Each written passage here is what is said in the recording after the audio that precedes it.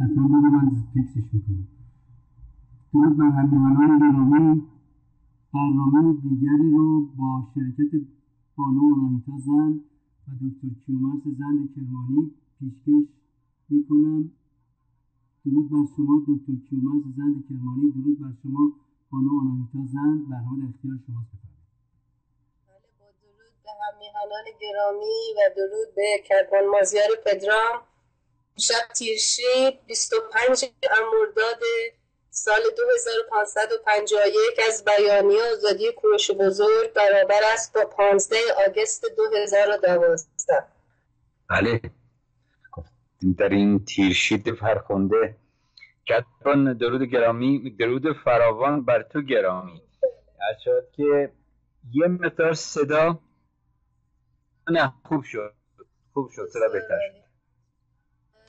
به هر روی چی بگم، تسلیت بگم یا هشدار باش به مردم ایران در این مصیبت بزرگی که بر سر آذربایجان آمد و برخورد این حکومت بی‌رحم و بی احساس به ایران و ایرانی. و خب این یک پای دیگه از این رژیم قطع شد خوشبختانه. با ولی جای بسیار شادمانی است که مردم ایران گونه همکاری و یاری رسانی به این مصیبت و این زلزله‌ای که اتفاق افتاد کوتاهی نکردند و خوشبختانه بی جای اون افرادی که در رسستن رو در واقع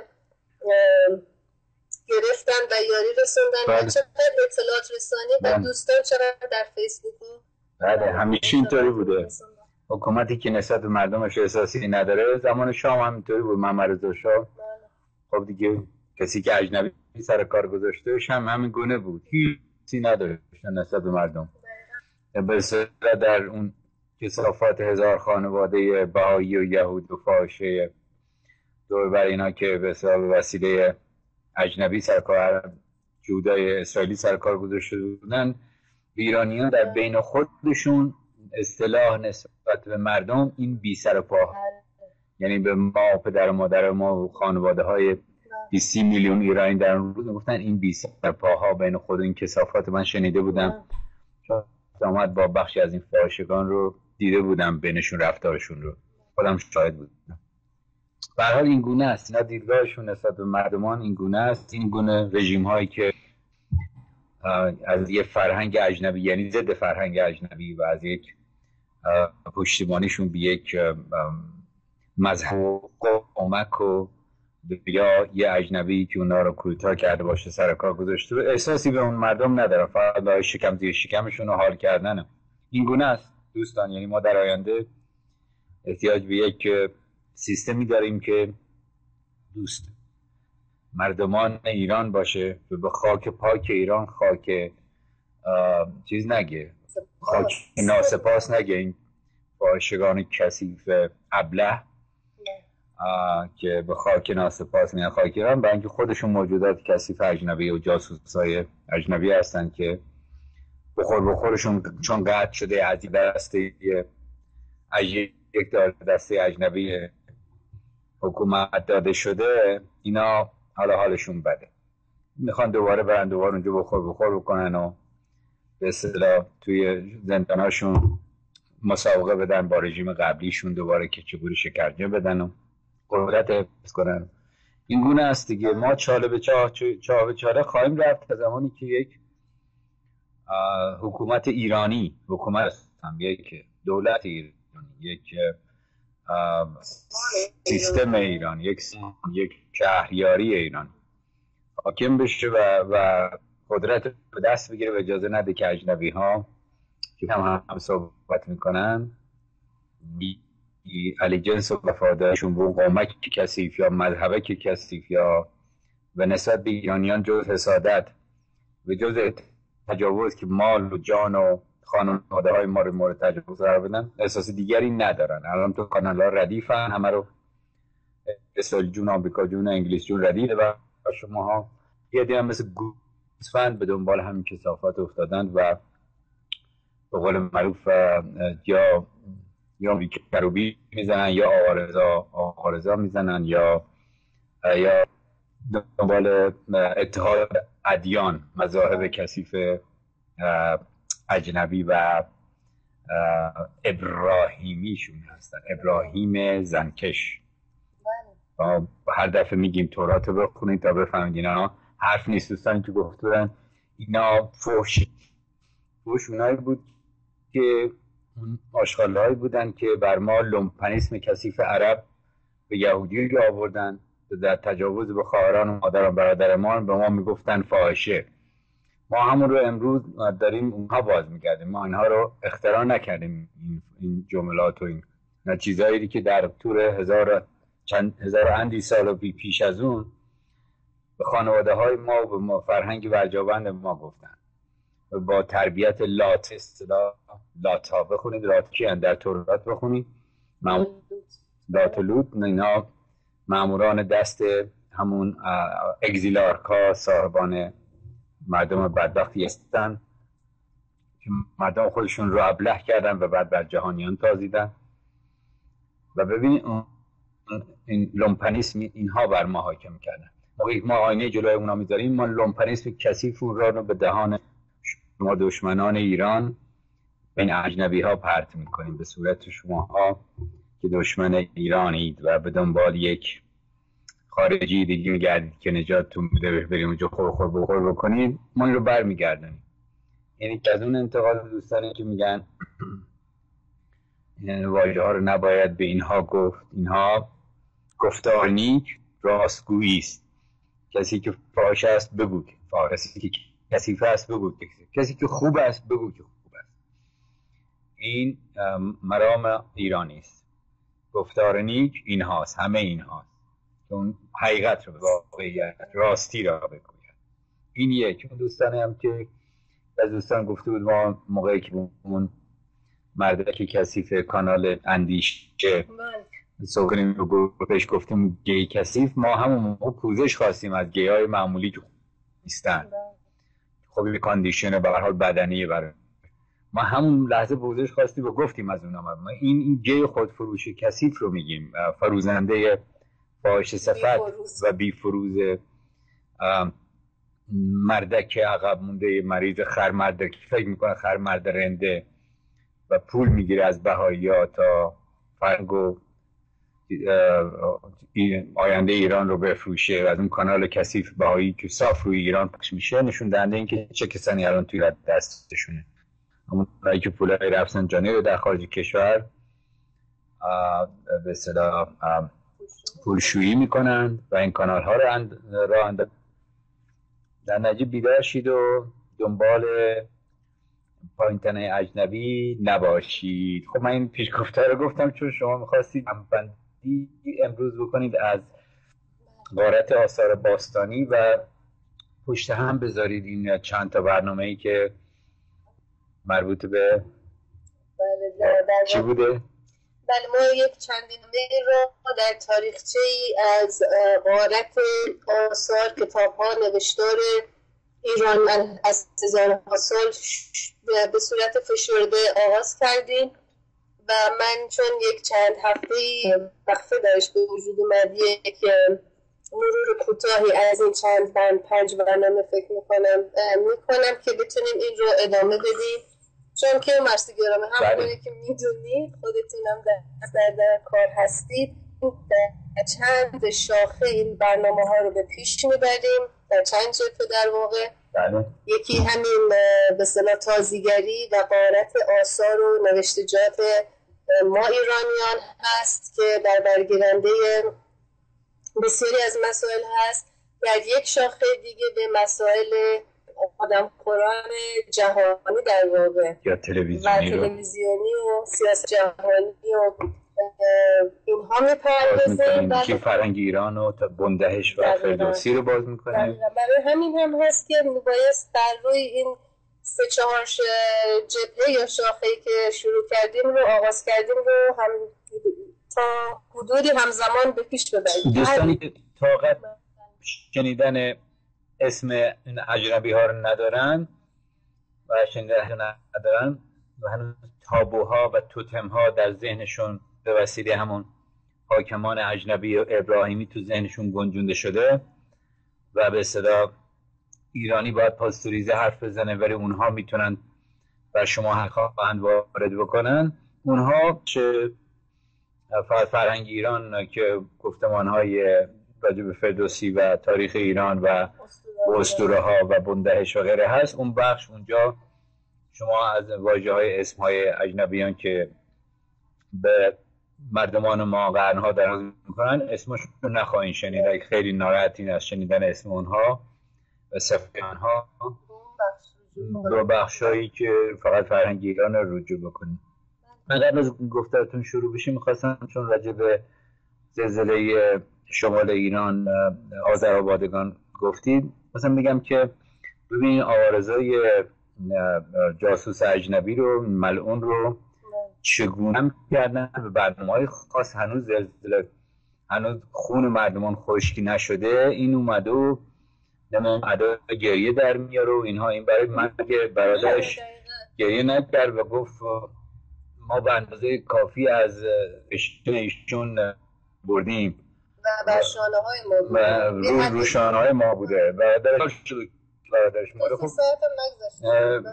ظاهرا اینجوری از این حرفا اینجوری برمیاد که برنامه خود این ابله بود که بگذارن که هنوز نصف شب نشده دوتا گلوله به دهن یه نفر زدن، این فوری بیا بگیش که همه خفشین، این خودکشی بوده.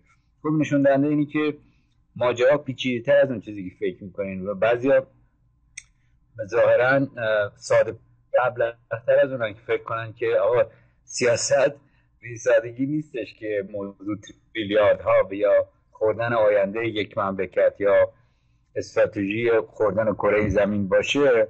همینجور خود بخوری آرزا خوبه، رفتن جانی خوبه، مرتکه خوبه، آیشه خوبه، هرچی، یعنی دنبال کونه این و اون را افتادن. این بدبختی ما مردم ایران که ما رو اینقدر ساده پندار و ابله بار آوردن، یک نتیجه تاریخی خودش، یک معلول علتیه که چند هزار سال بر ما حاکمه و این عبارت آثار باستانی ما میخوایم به شما نشون بدیم که چرا شما بی جان و بی خرد و بی بنیاد و بی بنیه‌اید و به دنبال هر بدبختی که برات علم بکنه رادیو و تلویزیون و فلان اینها را میافتید و ذهنتون بر اساس اون سیستمی که داره میخورتتون، رادیو تلویزیونی که تو رو ارائه کرده ساخته میشه. ذهن که آزاده باشه چرا تحت تاثیر میدیا هست.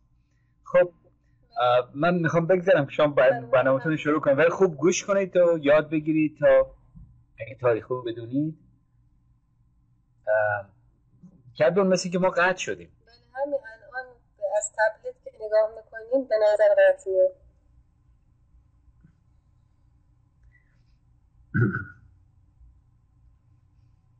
کدون ما دست هستیم یا قطع هستیم؟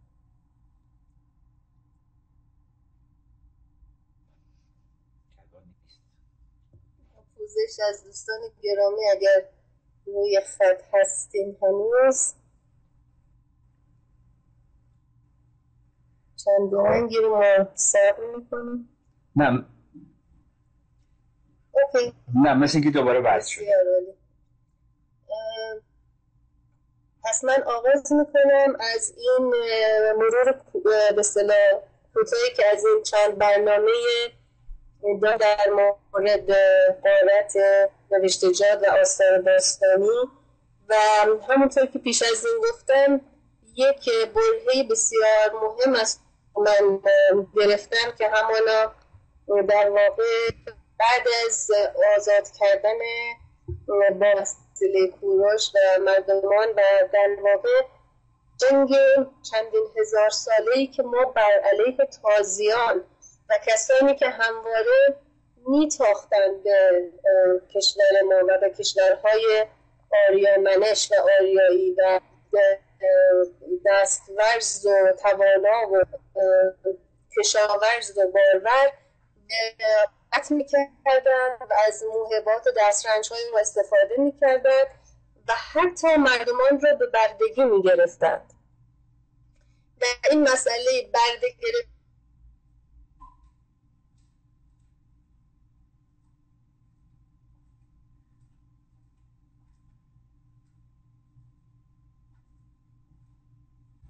و قطع میشه ولی جایی نرید ما دوباره برمیگردیم. الان دکتر زن قسمت دوم این برنامه رو ادامه میدن. دکتر زن با پوزش بفرمایید. درود فراوان. ما رسیده بودیم به یک گفتمان کوتاهی گفتیم از تاریخ و گفتیم چرا اگه تاریخ رو درست بدونیم بر اساس دیالکتیک هستی بدونیم میتونیم بدونیم که سیاست امروز چه است و به دنبال روی از این و اون و رادیو تلویزیون ها و اینها نیفتیم. خب بعد آنهایی داشتیم شما تاریخ چرا میگفتیم؟ بله در شروع در ادامه این گفتمانی در حالت آثار باستانی این که میگفتم همواره تضاد بین انسان‌های آریایی با مردمان تازی بود، با آدم‌های تازی بود و با رهبری و اقوامی که این تازیگری رو رهبری میکردن ما همواره هزار سال همون بیشتر گفتیم در جنگ بودیم و در تضاد بودیم. کردم صدامون اگه میشه کمتر کنید چون من از تبلت که گوش میکنم خیلی وایبریشن و بلنده. بله به هر روی در این که چرا من فکر میکنم جهانیان اون اعلامیه یا بیانیه آزادی کوروش بزرگ رو بسیار گرامی میدارن به خاطر همین تبلور و نمایندگی فرهنگ آریایی، فرهنگ آزادگی، فرهنگ انسان دوستی در علیه تازیگری بردهداری که در اطراف ما بود باشه. برای همین هم هست که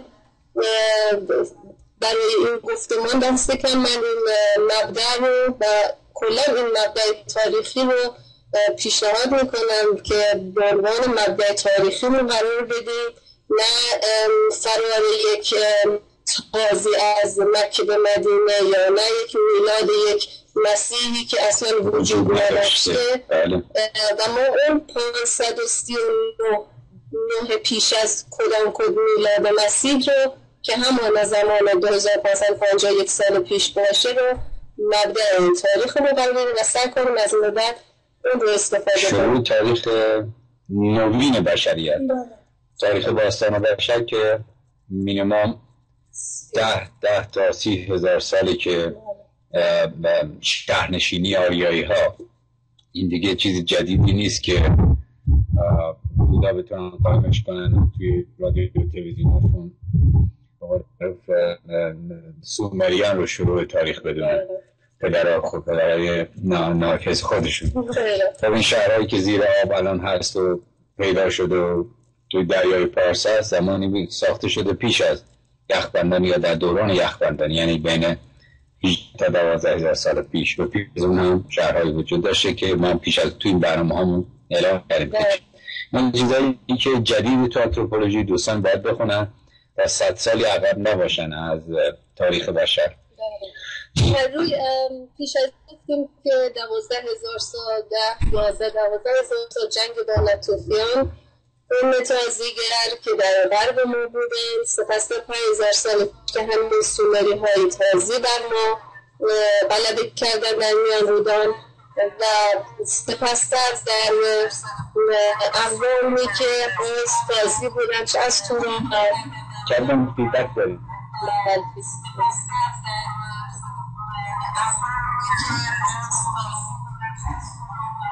کردم چیکار کردید فیدبک شد؟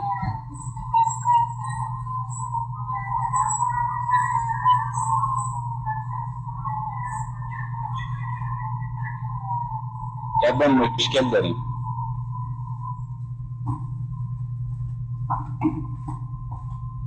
من شده تو زن بباشید بعد کاری کرد که فیدبک شد اومدیم تو استودیو.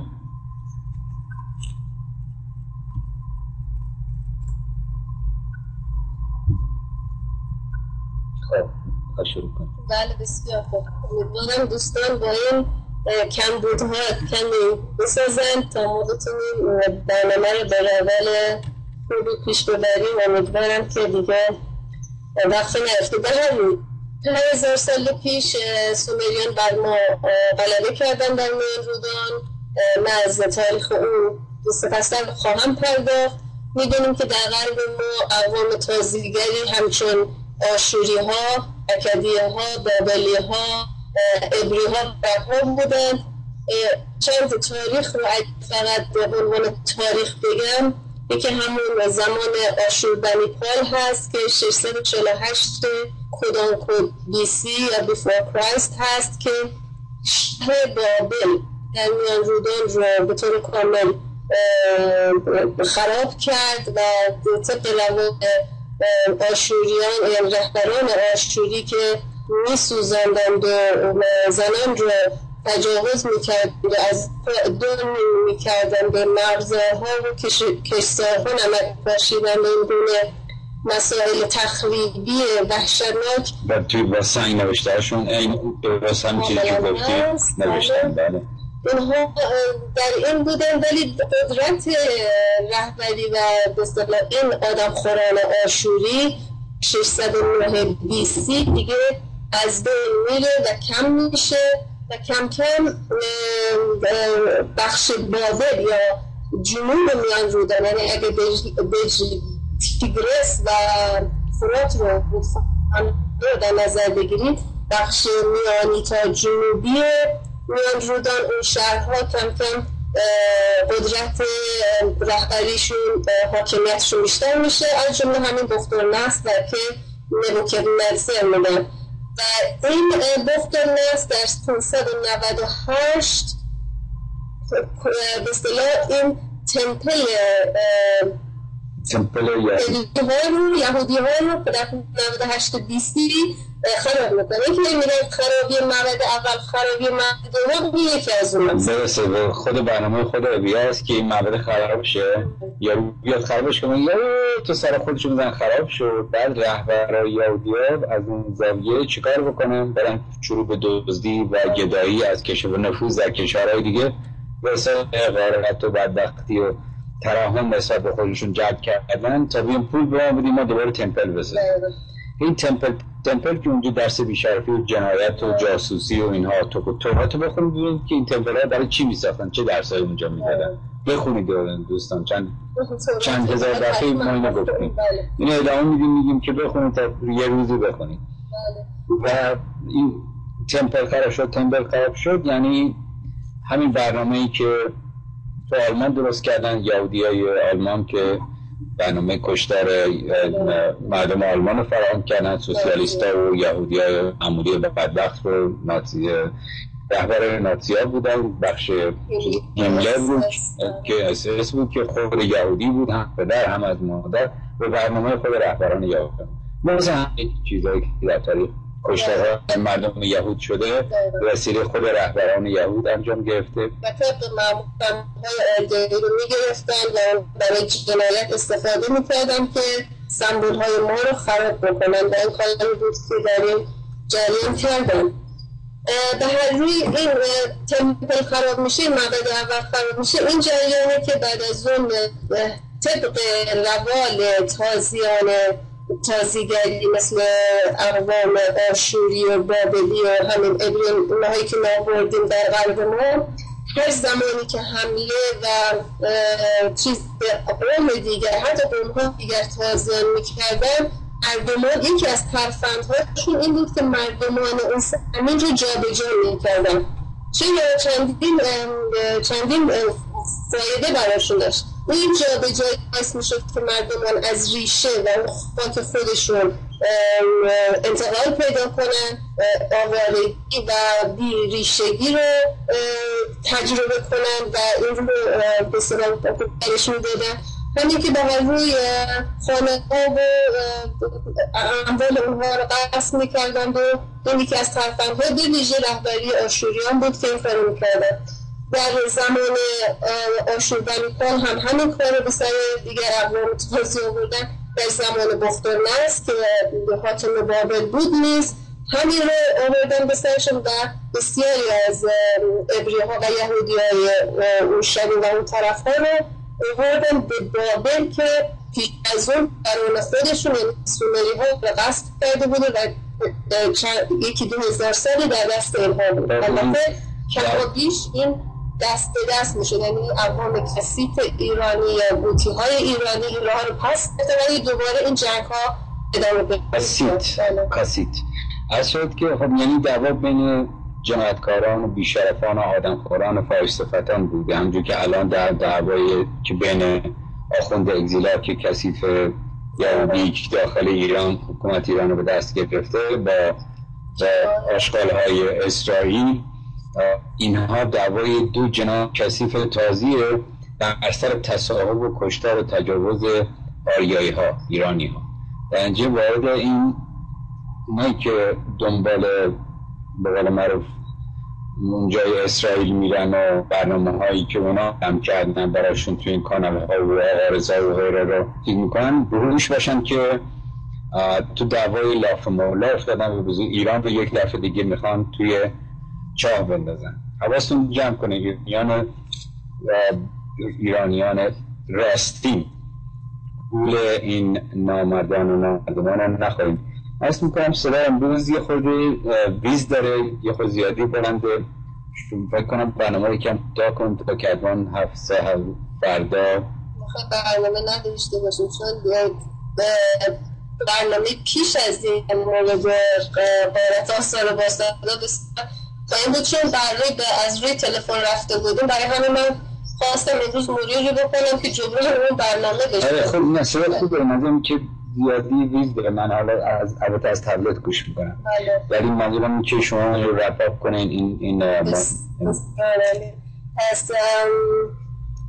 بسیار خوب. فقط این که این جابجایی و این حمله ها و این حتی بین خود اقوام تازی اونها ادامه داشت که به هر روی کوروش و در زمانی که به پدر بزرگ خودش کمک میکرد پیشتر از این وارد شدن به بابل و اینکه علیه آشوری ها و آشوریانی که حمله میکردن به مادها و کردستان آن زمان، بستیات بزرگ کوروش از او خواست که بیاد همکاری کنه، همچنین دایی کیافسار که بتونن با این هجوم های آشوری ها روبرو بشن و این کوروش هم این کار رو کرد. یا مهاجمت میگی یا تهاجمت. و یادتون باشه دوستان اون چیزی که هرودوت ملعون نوشته و همچنان تو گوش ما یهودی کسی نوشته و یهودی دیگه که تاریخ برای ما می نویسن تو گوش ما کردن که مثلا آزدیاک در کوروش رفتن به جنگ هم دیگه با کوروش. یک دروغ کثیفه که گفتیم دلش اینی که میخوان بین ماد و پارس رو که دو اقوام آریا هستن جدایی بندازن، تاریخ رو جدایی بندازن، به ضمن پنهان کنن که ماد و پارس متحد شدن تا اقوام کثیف تازی رو سرکوب کنن و میخوان در اصل چکار کنن این جنگ همیشگی ما به علیه تازیان رو یه خود از نظر دور بکنن که ما همیشه اصلا مثلا یه جوری مثلا جنگ ما با روم هم میدونیم که رومی ها همیشه تحت نفوذ آگزیلارکای یهود به ایران حمله میکردن. حمله اسکندر گفتیم آگزیلارکای یهودی که پشت اسکندر بودن. و یادتون باشه از تاریخ دشمن رو که میخونید اول آمریکایی ها باز گرین آف سالت باید دارید، مثل ابلهان تکرار نکنید. اینی که حواستون جمع کنید و ما هیچ وقت بین ایران آریایی ها جنگ نبوده و نخواهد بود غیر از اینکه اجنبی بیا به ما رو یه جوری به جون هم بندازه، ولی آریایی به جون آریایی نمیفت. بله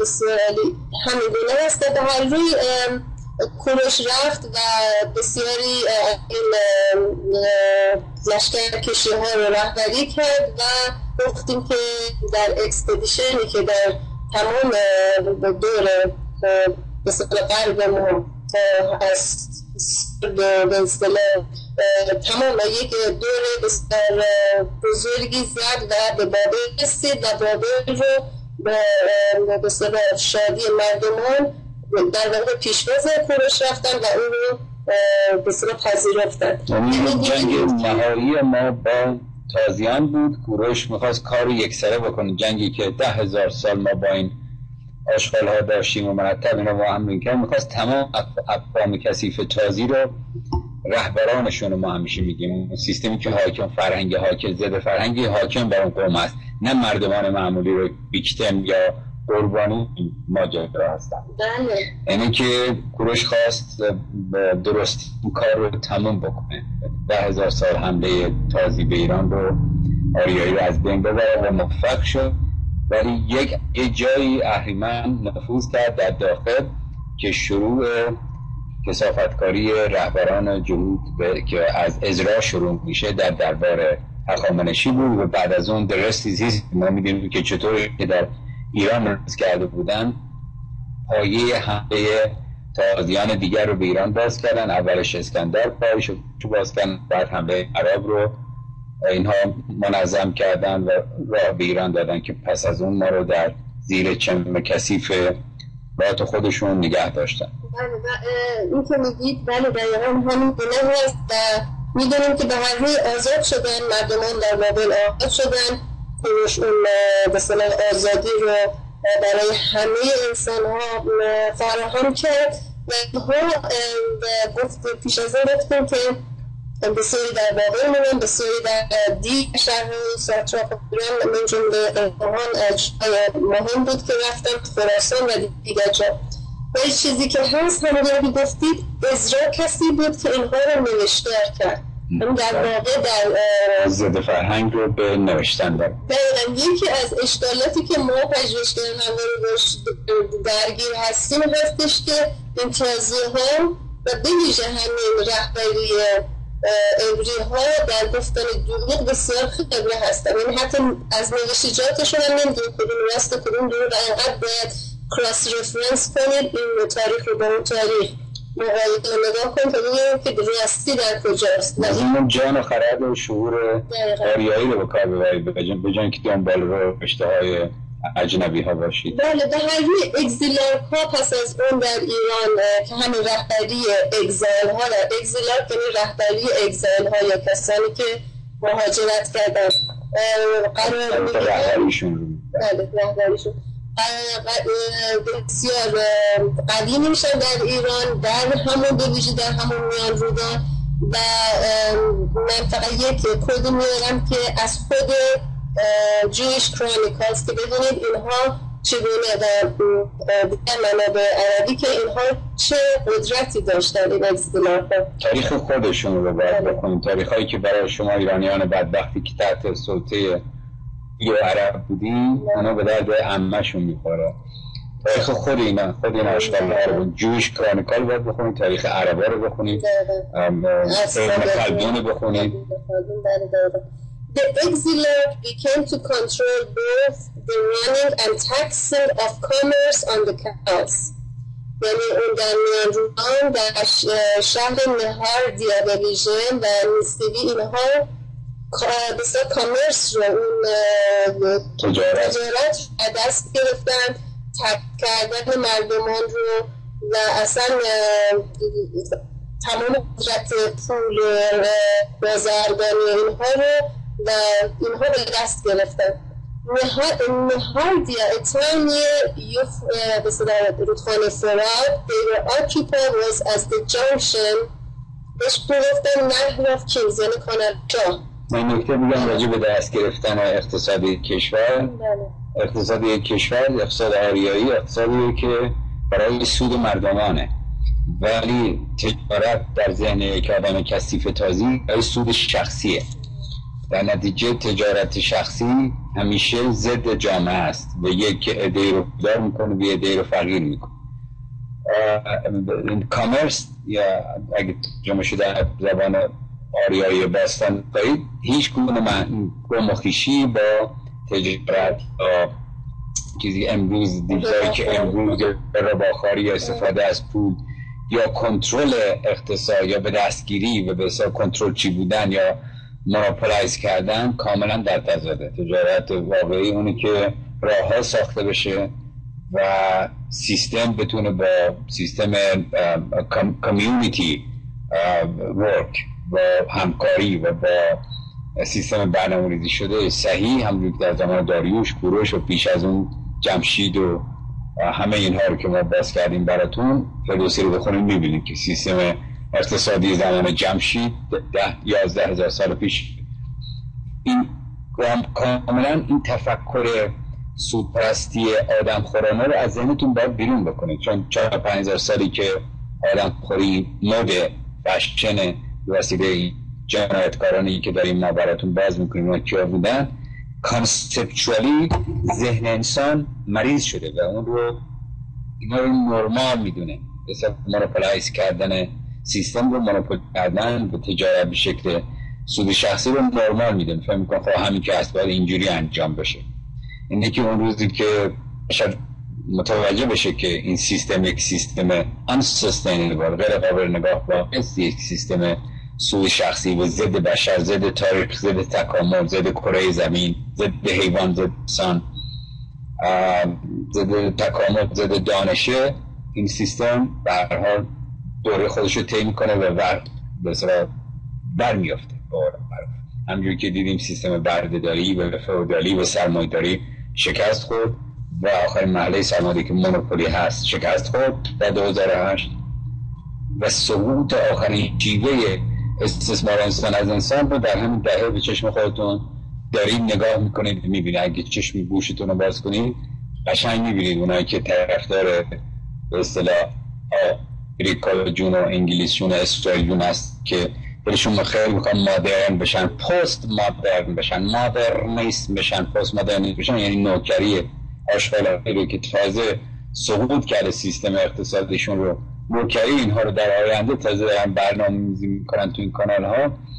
نشون دهنده حماقت و ابلهی این آدم هست و جاسوس صفتی این آدم هست. اینها خودشون این نظرات رو ندارن، اینا چون این گونه عقب موندن اینها رو پروموت میکنن میارن توی کانال. در نتیجه کامرس چیزی که ما ایرانیان به شکل واقعی کامرس در دست جهود یا سومری یا اکدی یا سودپرست یک جنایت بر علیه بشره.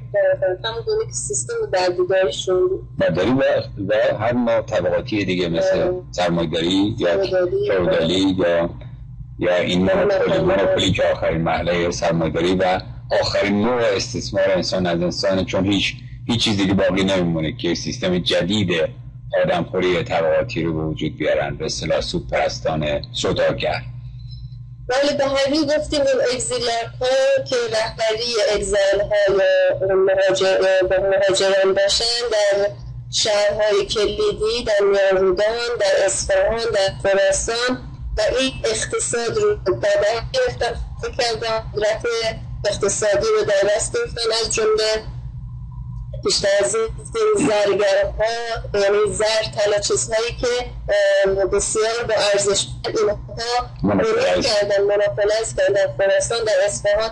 اینها جریمه میگرفتن، سرشلمهایی که سرکرده اینها بودن که هم ربال بودن هم رهبری اکسیلرکی اونها رو داشت از این میگرفتن. جنگ زرگری هم که ما ایرانی ها میگفتیم، یعنی دو تا جهود مادر به خطای ضد آریایی تجاوزگر که اقتصاد ما تحت سلطه خودش گرفته، نه یهودی معمولی بیرک زندگی میکنه همراه ما ایرانی ها که یکی میشه با ما ایرانی.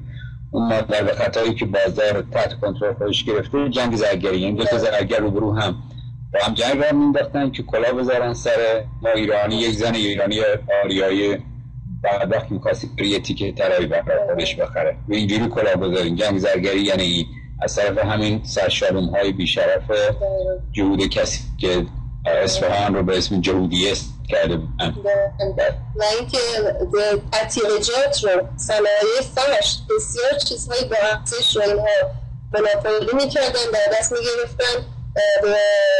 ادویجات، سپایسز و این بسیار اون راه های بسیار بسیار باستانی که راه های بازرگانی از باستان بوده، راه های بزرگی که از ایران میگذشته اینها رو میکردن و اون کالاهایی که در سه شهر بزرگ و رفت آمد بوده رو اینها، یکی از اونها از شمال ایران، از خراسان، از مثلا قسمت های همدان اونها میگذشته. بخش دیگری که از جنوب ایران که مراکز بسیار باستانی جیرفته اینها اصطلاح بخش‌های اصلی اون بوده. یکی هم که از دریاها بوده که همون دریای پارس باشه که الان عمان و نمیدونم جزایر عربی و اینها نام میدن. این سه شاهراه بزرگ رو و این کالاها رو اینها در واقع در اون ولی یه عده خوششون میاد، یعنی یک انسان شکست خورده مریض حتی ایرانی هم باشه، یه آریایی از شکست خورده و روانپریش شده تبدیل به یک به اصطلاح موجود دوست داره بهش یکی حکومت کنه، تجاوز کنه، قدر قدرتی بکنه، چون خودش انسانی که در درونش هست رو ضعیف میبینه. ما بدونیم که انسان ضعیف نیست، اون ذهن ساخته شده مریض انسانه که ضعیف خودش رو میبینه و از نتیجه اون تجربه‌ای که اون سیستم حاکم بهش یاد داد که همین که هست به جور دور بقول مرو همین که هست، یعنی اینجوریه، زور منه و تو باید نوکری منو بکنی، یا اصلا تقدیس. یعنی من دیدم در میون بعضی از ایرانی ها زورگویی و بیشرفی و جنایت و کشتار رو نرم که میدونن هیچی میگن خب اونا زور داشتن دیگه، واقعی ابلهان و بدبختی حتی به این میگن تکاملی، قانون تکاملی، چون هوش داشتن، یعنی چون اونا هوش داشتن یعنی بیشرفی و بلاحت و ضد بشر و ضد تکامل رو چی میبینن؟ هوش و قدرت میبینن. چرا؟ چون خودش یه موجود شکست خورده بدبخت در درونشه، خودش اینجوری فکر نمیکنه، خیلی هم وارده، ولی با یه دیدگاه حسرت و بدبختی به صاحب قدرت نگاه میکنه که در واقع هزاران سال تجاوز کرده بهش. آره، اون رو مقدس میبینه، صاحب قدرت میبینه. مثلا یک سگ بیچاره رو که 1000 بار زده باشنش، آخر سر با یه نگاه محسوب بیچارگی به صاحب خودش نگاه میکنه، اون رو خدا میدونه، فکر میکنه که این که قدرت تیکه پاره کردنشو در فران هاست و چه خداست. یعنی در نتیجه یعنی سگ مریض، سیک پاپی به قول امریکایی‌ها، سیک پاپی چه کار میکنه؟ انسان رذل و بیشرف و جنایتکار رو خدا میبینه، کسی که کتکش زده بارها تو سرش زده و بهش ثابت کرده که خفشو بگنم، تیکه پارت میکنم، پوستتو میکنم، قلاده میزنم، خفت میکنم، شلاق به گردت میزنم. هم کاری که جودا و عرب کثیف در قرنها بر سر ما ایرانیان کردن، کم کم از بعضی از ایرانی‌ها یه سیک پاپی، یه سگ مریض که به ارباب خودش با ان امیزمنت، با دهان باز، با قدرت، به این قدرت اسرائیل جون کثیفش یا آمریکا جون بدبختش که تازه آمریکا نوکر اسرائیلی نمیفهمه نگاه میکنه و دنبال قول معروف برنامه‌های اینا میگیره، چون میگه چاره‌ای نیست دیگه، اینا زور دارن، من میرم دنبالشون. این چیزی که در 1000 سال ما رو زیر حکومت اجنبی آدم خائن، بعضیاشون فقط به خاطر پول خیانت نمیکنن، به خاطر مرض روانی و انسان و سیک پاپی، یعنی سگ مریض بودن، سگ کتک خورده یا انسان شکست خورده است که تقدیس میکنه صاحب قدرت رو، میگه خب خیلی خوبه، اون قدرت داشته هم به جور کرده همین که هستن.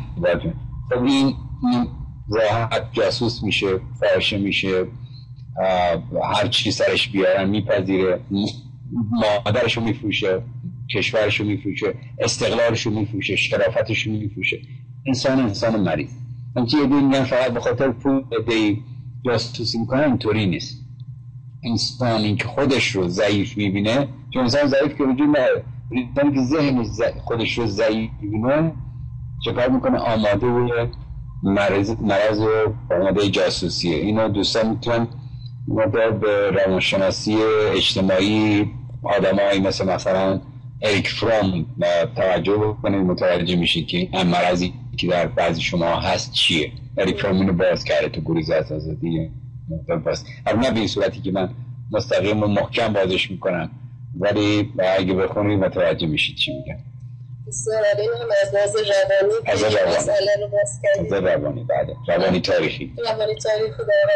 به هر جور گفتیم پس این اگزیلارک ها عمدتاً هسته های جاسوسی و استقرار و خفه کردن اقتصاد و در دست گرفتن مونوپولی رو در ساتراپ های ایران بنیان کردن و و داشتم اینو میگفتم که شهر نهاردیا که کنار رودخانه فرات بود یکی از مراکزی بود که اونها در دست گرفته بودن و کنترل میکنه بازرگانی رو و اقتصاد رو و جزیره رو و تریژری رو. In addition, even during Parthian, حتی در زمان اشکانیان هم این شهر نهاردیا was also the treasury of the exiles.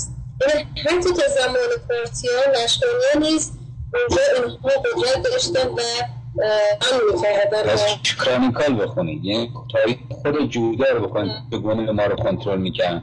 اگه فکر میکنه ارم کثیف بی سر پا از ما جزیه میگرفته، نه، اون نوکر جهودی بوده که اسلام رو ساخته بوده، همون تورات رو به اسم اسلام در یسرا باجا ساخته بوده و هزار اندیست که هر دفعه هم که ما چند تا آزاد شدیم باز با آوردی اجنبی کسی به ترک یک فاحشه دوباره ما رو حکومت ما رو به دست گرفته. قاجار آورده، تاتار آورده، کویتا پهلوی کرده، خمینی آورده موقعی ما کویتا کردیم. تمام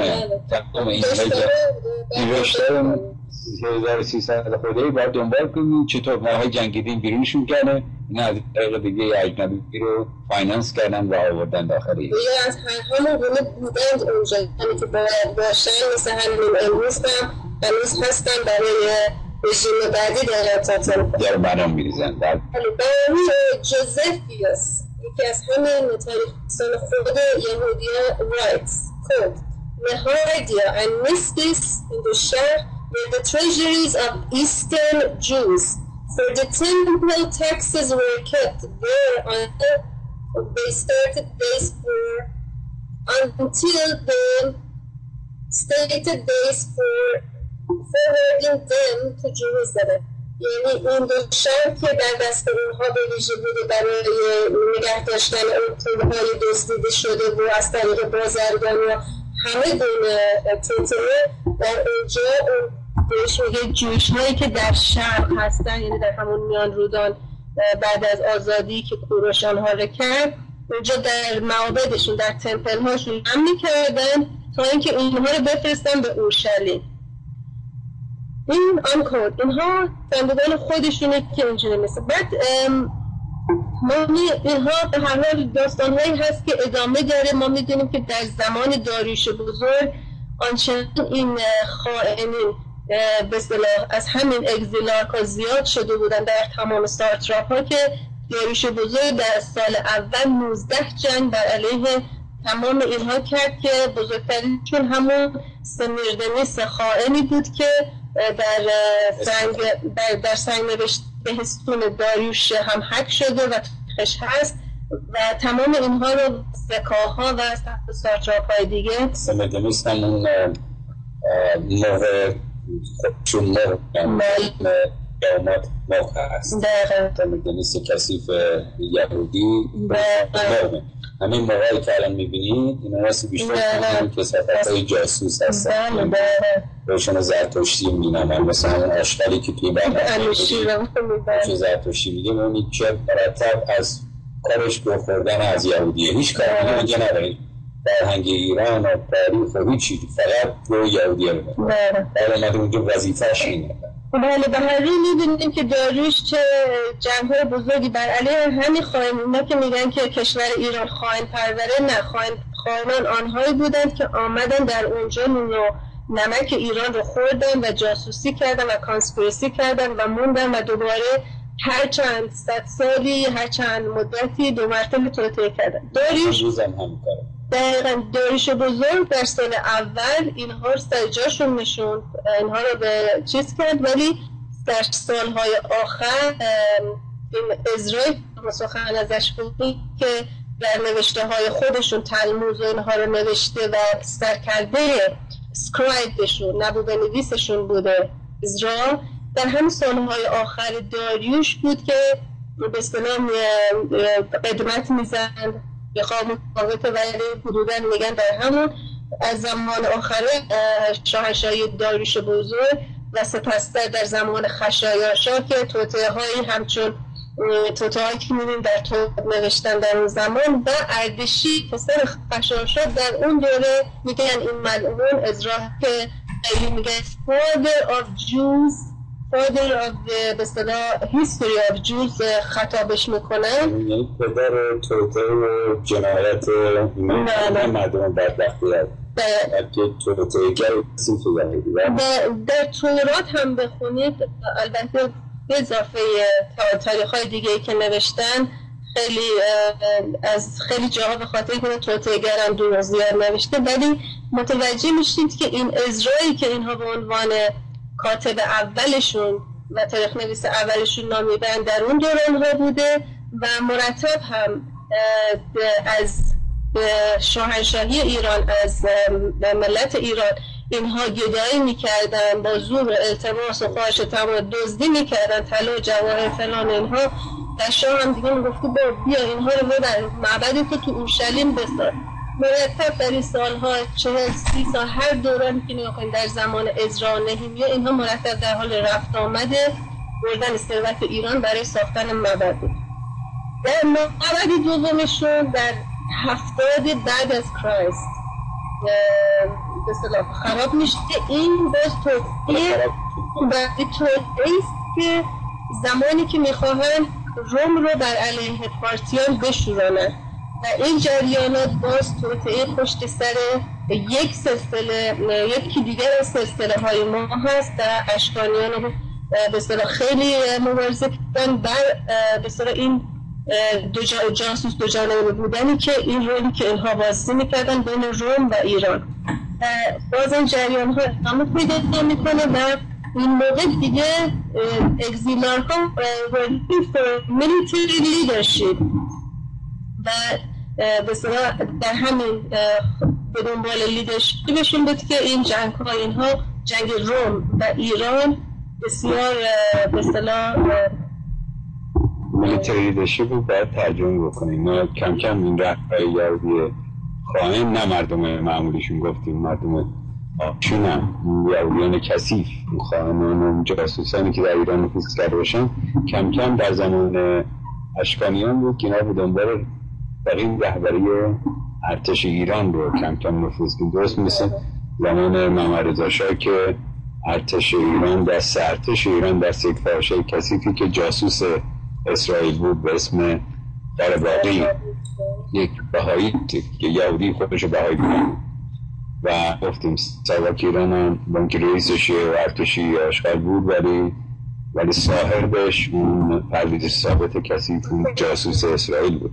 یعنی میخوام بگم که چطور اینا ذره نفوذ میکنن، مخصوصا موقعی که اگه شاه ضعیف باشه یا شاه مثلا محمد رضا شاه که دیگه چی مأمور اجنبی باشه، یعنی وسیله کودتا اجنبی رو کار گذاشته باشه، خب اومده شاه باشه که شکم زیر شکمش باشه، نه شاه باشه که واقعا معروف کار دیگری بکنه.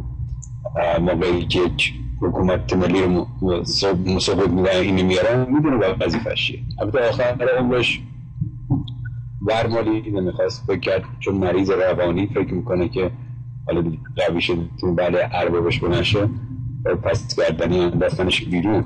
البته زمانی انداختنش که خب انقلاب ایران شروع شده بود و اینا آماده کرده بودن در زمان همین مردک 54,000 مسجد رو و اگزیلارهای یهودی رو به اسم آخوند و آیت الله آماده کرده بودن و خب همون صاحب گذاشتنشون سر کار. بله.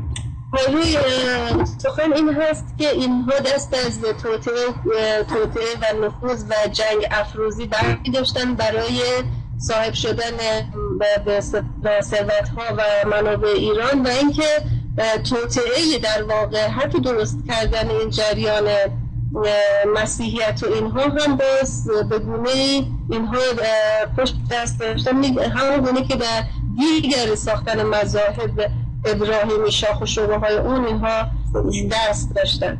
بله و در همین میدونیم که داستان شلوم بن هوشیار رو هم میدونیم، سلمان تازی که به فارسی ملقب شده، همین شلوم ها و اگزیلارها و اینها پشتش بودن که با ابوبکر و دیگر عوامل دیگرشون در اون سو یهودی که در اون سوتر بودن این به صلاح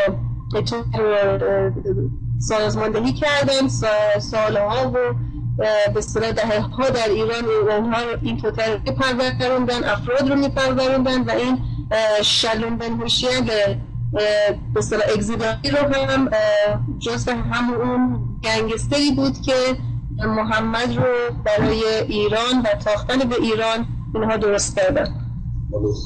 اسمش میذارن سلمان فارسی و چکار میکنن میگن شاهزاده هستن، چرا اینا شاهزاده مینامن؟ دقیقا افشین کسیف خواهیم که یک یهودی کسیف به اسم خیدر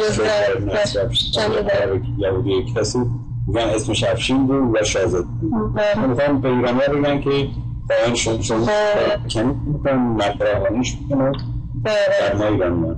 به هر روی می‌بینیم که دروازه ها رو اینها دونن همواره در این زمانهای بزنگاه‌های تاریخ و توطئه‌هایی که میکنن اینها چون بر طبق همون اصول توراتیشون دروازه ها رو هم باید اشغال میکردن و دروازه‌بان میشدن، دروازه ها رو به موقع روی عوامل خودشون باز میکردن و این اسلام تازی رو بر ایران روان کردن و خودشون، خود این شلوم ها، خود این اگزیلارکا پشت این جریان بودن.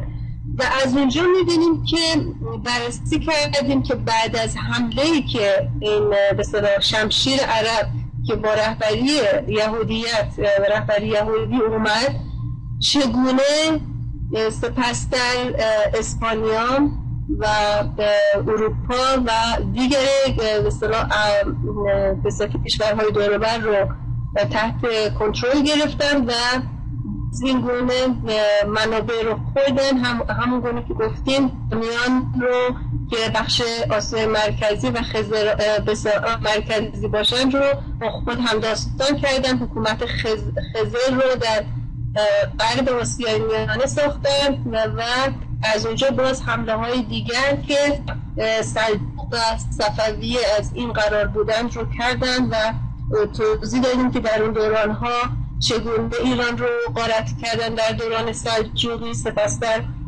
یک دوره مغول ها به واسطه همین ها باز به قول فایننس می شدن، یعنی پشتشون اینها بودن و پول بهشون داده می شد، اونها برما بودن و صفویان که دیگه شیعه 12 امامی یک جریان ابراهیمی دیگری، شاخه دیگری رو برای ایرانیا درست کردن، چون می‌دیدن ایرانیا ارق ملیشون زیاده و میبایست یک تمایزی با عرب‌های سنی داشته باشن. این دسیسه جدید شیعه رو نیز به وسیله همون خزرهایی که حکومت درست کرده بودن در کنار دریای سیاه و کاسپین برای ما درست کردن که تاریخش رو گفته.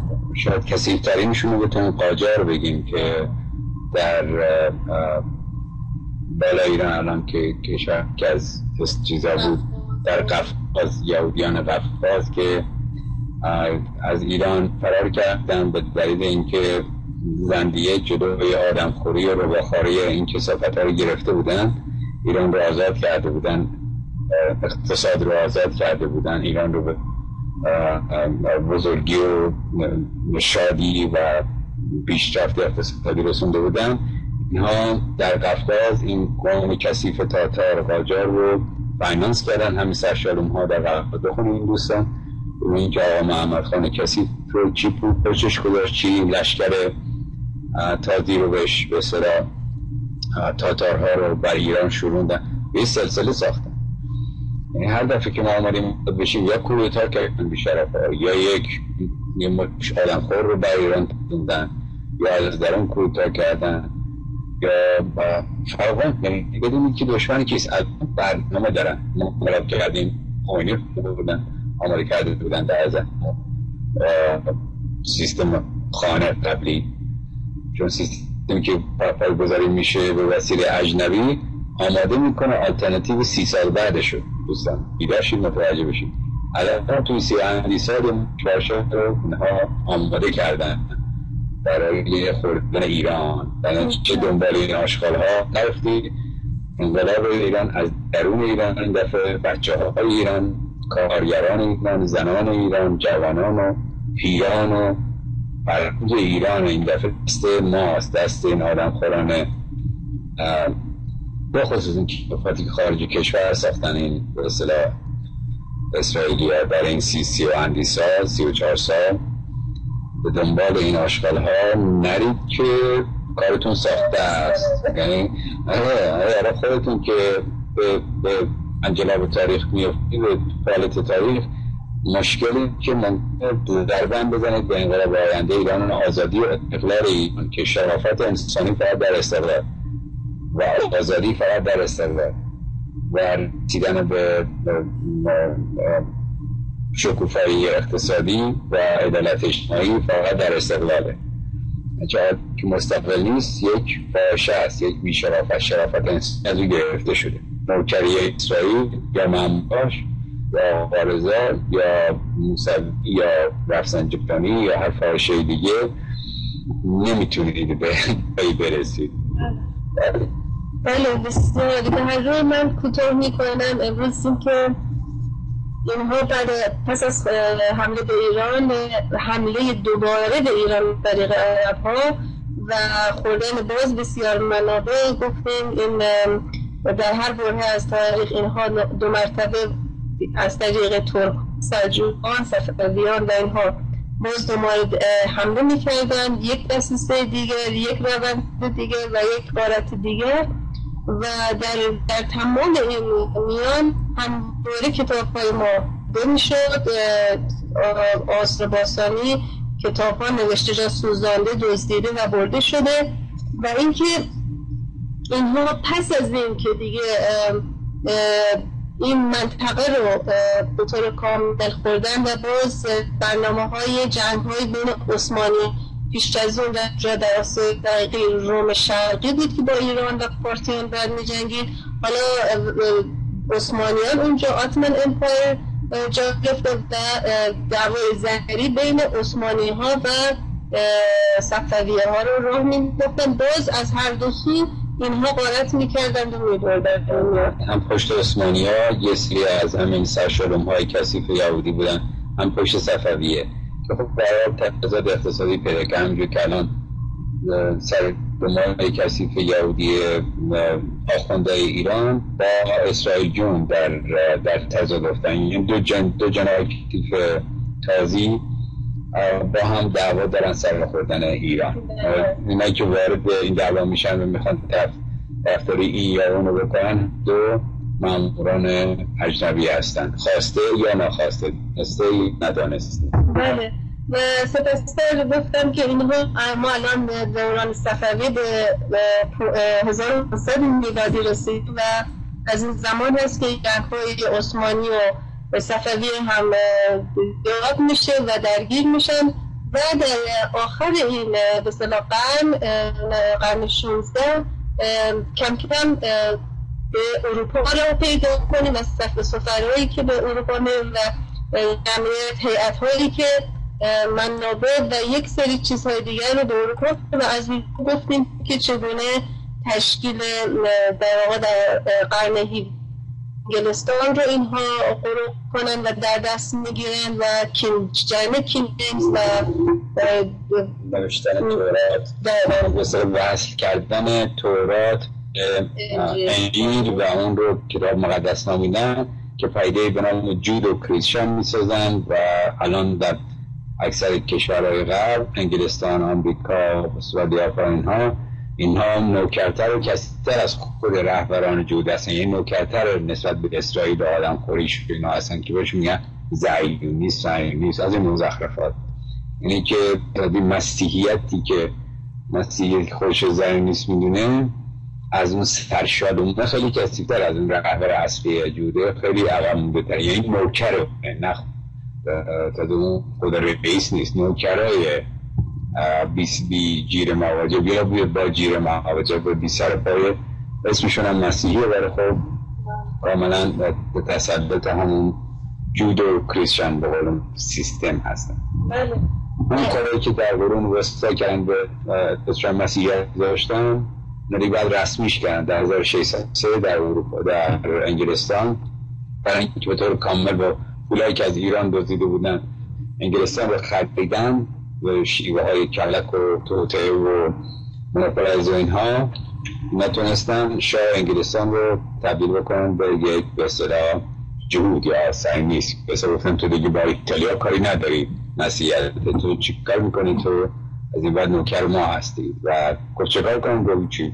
تورات و انجیل رو به هم میچسبونیم، اسمش هم میشه جود و کریسچن. و این گونه بود که انگلستان رو اول و سپس بقیه اروپا رو هم خوردن. و گفتیم در قرن 17 هم بود که شروع قرن 17 یعنی 1603 که کمپانی هند شرقی رو درست کردن و کشتی های خودش رو فرستادن اول به بنادر هند و بعد ایران و جاهای دیگه و قارت در واقع. و سپس نیز بانک های خودشون رو تأسیس کردن در اروپا و از اونجا به امریکا و راتشایلد فامیلی رو گفتیم و یکی چگونگی خورده شدن به منافع کامل جهان دیگه داره. صاحب کره زمین شدن و همه سیک پاپی ها انسان های شکست خورده نوکران کارگشتن و همه چیز و شاخوی شما دستور داد آبهای حوض را کشیدن. یعنی مسخرگی پیش شد و مثلا امامت بر جهان حاکم شد.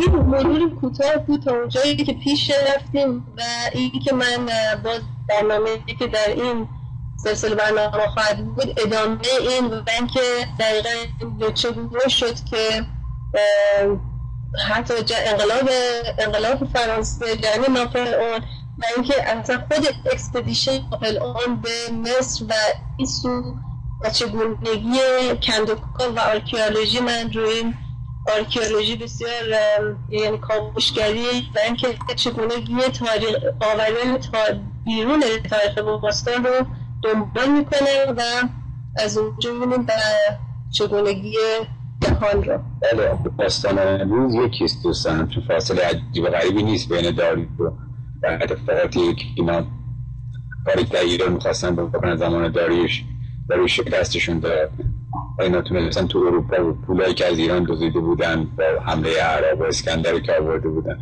اروپا بخورن و از اون طریق از کشتی های انگلستان و کره زمین حمله کنن، کره زمین رو بخورن. فاصله عجیب و غریبی نیست، همه پیوسته است، تاریخ پیوسته است. شما تاریخ اگه جدا تیکه تیکه فکر کنید اتفاقات خود به خودی میفته اصلا نمیفهمید. در نتیجه اونا دشمنان برندن، آدمخوران و کره زمین برندن و شما بازنده ای و دنبال اونا باید برید. سیک پاپی یعنی سگ مریض باید باشید، دنبال ارباب برید. چون اونقدر گنده میبینید که اصلا فکر نمیکنید میشه با اون سیستم مبارزه کرد. یعنی چه موکری میاموزید، مطربی میاموزید، مسخرگی میاموزید، درک روان جان و خرد و دیالکتیک رو از ذهن خود دانسته و ندانسته بیرون میکنه. انسان شکست خورده رو در خود میپرورید، ذهنیت خود رو حاکم میکنید به جای مبارزه تاریخی دیالکتیک و همراه تکامل یا فراگویش رو برفتن.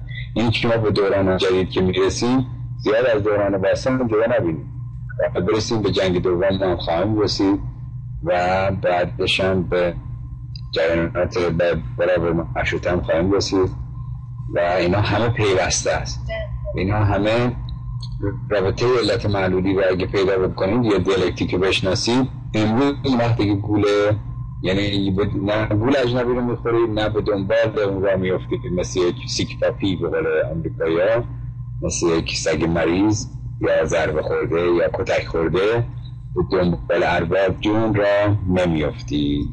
چون خیلی واقعا حیفه که انسان از درجه خودداری خودش به چنین رذالت و بیچارگی بیافته. واقعا از 4 میلیارد سال تکامل روی زمین یا 13 میلیارد سال تکامل حتی از تایم سپیس ما، زمان و مکان ما به دوره که انسان اینقدر خودش رو ناتوان و بیچاره ببینه که به دنبال قدرت اجنبی بیفته که بیاد نجاتش بده، که یعنی به قول معروف دفعه بعدی رو بیاد به خواهر مادر رو برش تجاوز بکنه.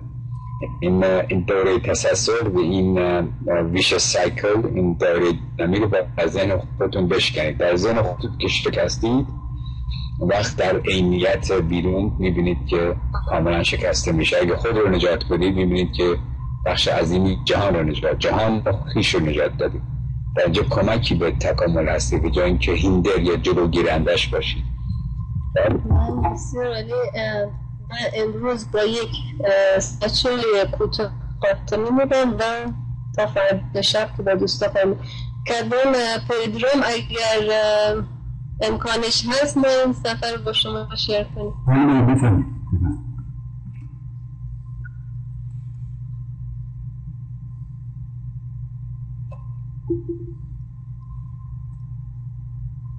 شاید اگه هستید ما یک میخوام چه؟ من با خدمت هستم میگه اسلایدشو این چی هست؟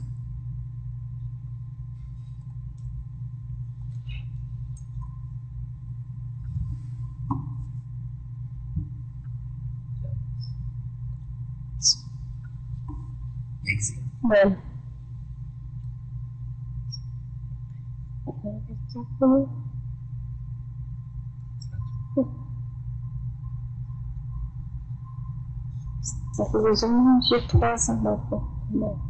پاز باید بکنم خیلی تون داره سپید لو باشه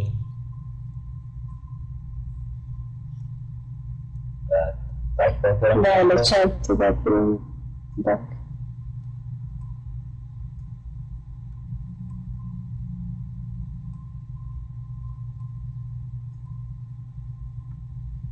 خب اینجا خوبه.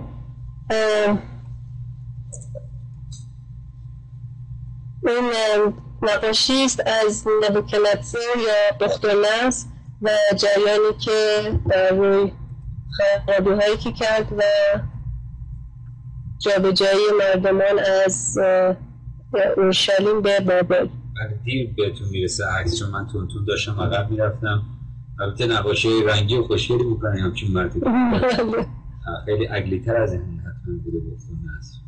ولی خب این دو تا تازی به جون هم افتادن. بختالنصر و تازیان عبری به جون هم افتاده بودن. بله این معبدی که اولین معبدی که خراب میشه و به اصطلاح این توجه میکنی لباس ها همون لباس های آخوندی سرشلومی یا مولا به جویشوان. مولا یعنی جویشوان، یعنی مرد جهود، کسی که غیرت داره از دیگران نبود از دیگران جزیه بگیره. مولا بگنه به مولا یعنی عربی کسی فقرانه.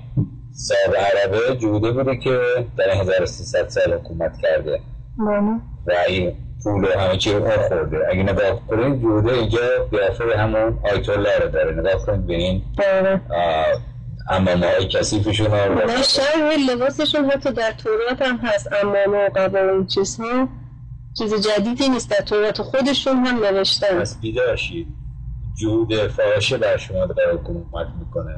این عربه 20 سرپا توانایی حکومت و دنیا رو نداره. حافظ سوال از تاریخه چند یک سوال دارم. این عکس قدمتش چقدره؟ این تصویر این نقاشیست در مورد خرابی معبد اول. این همون چیزی که الان یاد تو اسرائیل میرن کلاشون میزن رو دیواره، این همون دیواره. بفهم. البته شما رو خیلی کم میشتم به در این که فکر میکنم من پایین صدای شما دکتر زن بسیار عالی امشب داره پخش میشه. بسیار خوب، پس تغییرش ندید. بله این نقاشیست از کوروش و وارد شدن اون به بابل یا اکسپدیشنش. بله نه درست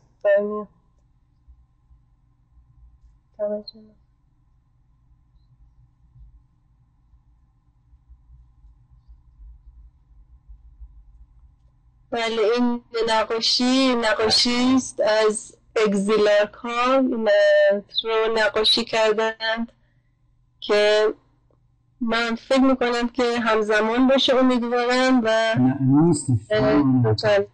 رنگ الان دارم میبینم به همزمان نیست. شما وقتی عکس عوض میشه تو شما تا 10 بشمارید بعد صحبت کنید. 10 ثانیه بسیار عالی. بله. اگزیلارکا هستن که در ساتراپ های مختلف ایران جای میگیرن و شروع به توطئه و در داخل قصر بود. بله در واقع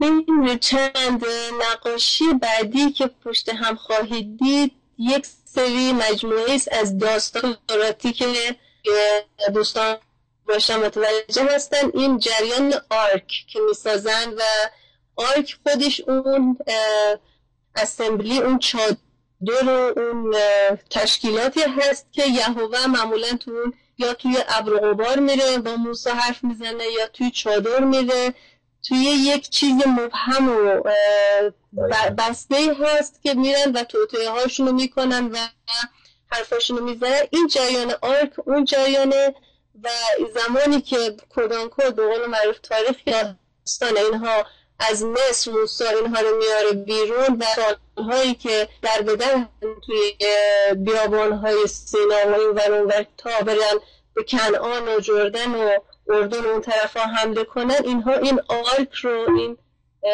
یک چیزی که همون سپستر کعبه میشه رو با خودشون حمل میکنن. این آرک مردمانی رو که جلوشون قرار میگیره رو میکشه، قتل عام میکنه. بله تورات کثیفه. بله. قتل عام بشریت. دقیقاً این توطئه است که میدونیم سپستر در اسلام هم انجام میشه. این همون شکل آرکیه که دو تا چروبین اون فرشته های ملعون بالاش هستن و یک جعبه هست و اینها میکنن و باز لباس های سرشلومی و دمول لباس، اینا جهودهایی هستند که به صورت لباس های خودشون که همون لباس های مولایی هست رو در تن کردن. جهودهای کثیف رو نگاه کنه ببینید این آخوند هست، همون آخوند هست یا نه. بیدارشید دوستان، این جوده نگاه کنید چون جعبه رو داره میبره، 2 تا چروبیم کثیف رو اون جعبه هست. همین جعبه بعدن میشه چی؟ مکه. این کثافتی که سیاه روش علم و به اصطلاح اون شکل به اصطلاح آلت فیلم روش هست و فلان اینها سنگی که کردن توش. ببینید دوستان از کجا میخورید. البته اینجا میرسیم به جریان بله عکس بعدی که میبینی جریان اسکندر باشیست از اسکندر ملعون. بله اسکندر بجسد. من دیدم مرده که کثیف میداد اسکندر کبیر که از بله میگه اسلامی های بیشتره تو ایران کنه. بله میگه این بله اون در جنگش با داریوش روم هست و این پیش از اون تاریخش رو باز کردیم که چه کسانی پشت حمله اسکندر در آخر هخامنشیان بود و انتیپاتر یهودی، پارمینیو، فیلاتوس، یعنی که ارسطو خودش که سر یهودی سرشان کثیف بود و اینها دزد بودن، دزد کتاب، دزد اینا. موقعی که این مردک ملعون، این کودک که گی کثیف رو به اسم چیز فرستادن به ایران، پدرش رو آردی کشته بودی که از همین بله فیلیپ پدر اسکندر رو همین انتیپاتر یهودی کشته بود و مادرش خوابیده بود، یعنی نشمه مادرش شده بود یا مادرش معشوقش یا نشمش، یعنی به قول معروف چیزش میکرد، همون چیزی که میگن آب تو رو میریزش میگن، یعنی خونش نگه میداشت بهش تجاوز نکاش میگه سیغه کرد نکاش میگه سوراخش بستفاده میکرد. یعنی مادر اسکندر مثل این جوده مورد بعد کنترل بود.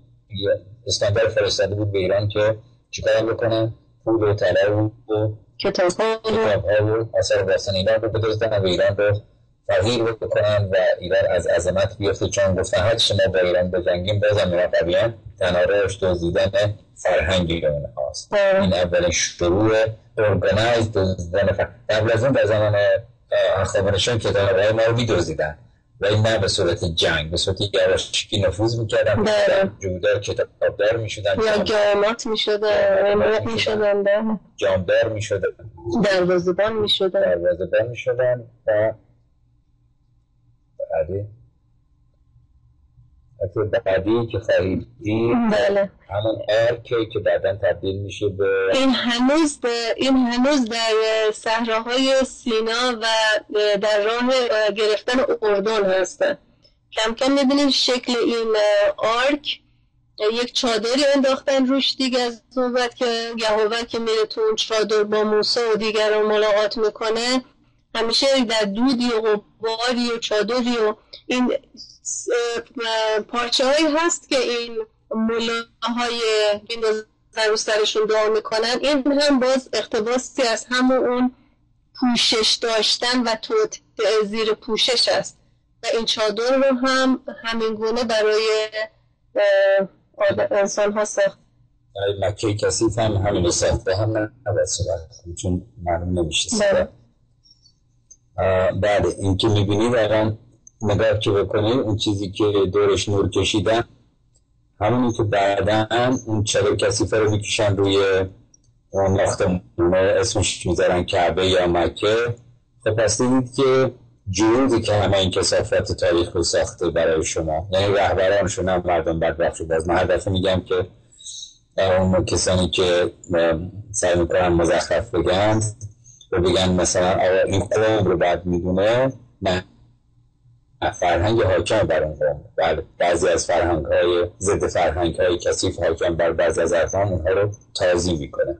نگاه کنید که مکه از کجا در میاد. داستان کثیف تورات که در صحرای سینا این چیزی رو زیر قایم کردن، این در نهایت میره به مکه.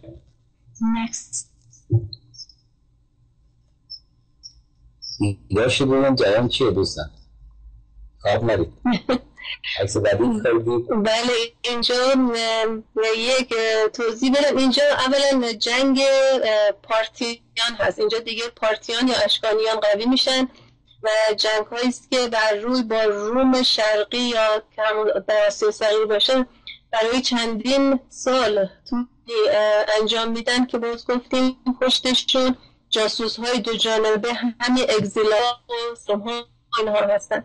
اینجا توجه کنید اون درفش کاویانی ورجاوند ما رو در این نقاشی و اینکه در اون جنگ اسکندر با داریوش سوم کرد که فقط اون بخش اسکندرش رو پیش از اون دیدیم، یه تابلوی بسیار بزرگ تاریخی هست در جای به صورت نقاشی هست.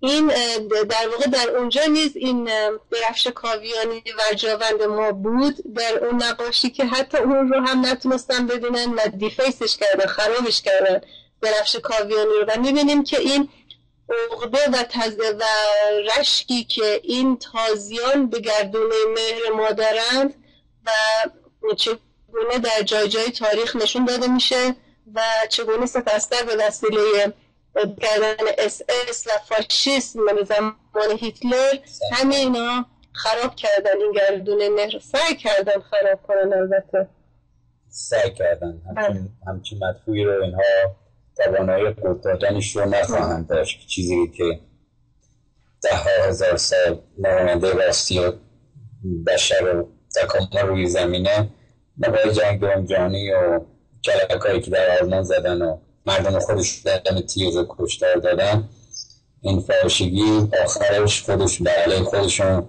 رو نابود خواهد کرد. همینطور که میبینیم سیستم اقتصادی کثیفی دیگه نه روی زمین چند هزار سال بعد موفق شدن که حاکمیتش رو به دست بگیرن، به آخر کار خودش رسیده.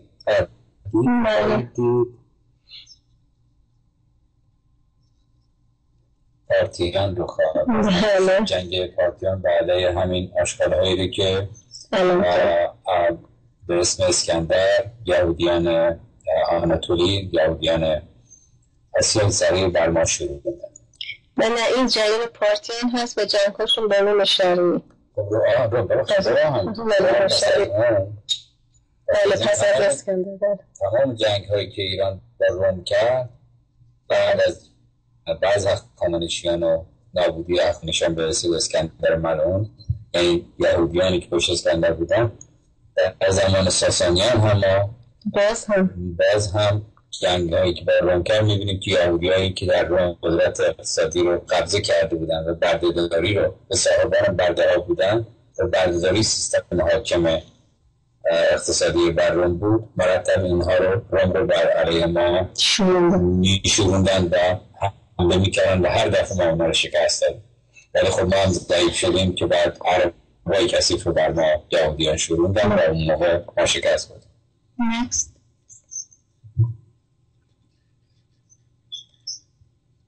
بس عکسی بعدی خواهید دید؟ من این عکسی بعدی که خواهید دید خرابی معبد دوم و بردن غارت کردن، اینو بهش میگن Ark of Titus or Arch of Titus. در بسیار هاردین اکتبا نکن حاکم روم بود که این برحال در یکی از اماکن باستانشون هست این Arch of Titus. این رابی معبد دوم که اینا معبد دوم رو اول میکنن جریان تاریخ بود که از روم شکست میخورن و برحال حالا خراب شد. حالا دوباره ترحم بکنیم و دوباره پول بگیم از ایرانی ها پول جمع کنیم، از مردم پول جمع کنیم. ما بعد وقتی ما بیچاره ما صاحب کشور شما شدیم بودیم هستیم نیستیم، حالا یه این دیگه بسازیم که دوباره مزخرف بر بشر حاکم کنیم. اون تاریخش اون جریان 70 سال بعد از کدام تولد محمود بود. اینجا میبینیم که در این عکس کم کم این سرشلوم ها که به صورت دست چپ مولایی رو به اون عمامه و اون لباس به مولا به جویشوان میبینید که داره عرب های بدوی رو و در واقع سرکرده های عرب ها رو داره تعلیم میده و درس میده، چون یکی از کاراشون این بود برای آماده کردن جریانات اسلام.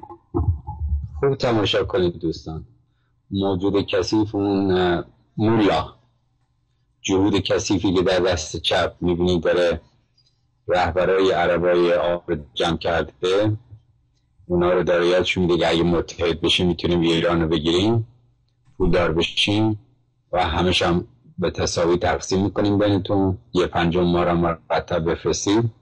ببینید این توطئه چگونه پاگرفت اسلام کثیف چگونه به وسیله این فاحشگان مریض توراتی در منطقه شروع کردن. چندین سال این توطئه رو میکنن. قیافه این توطئه رو خوب به خاطر بسپرید. عکس بعدی که خواهید چی؟ عکس بعدی ببینم چی.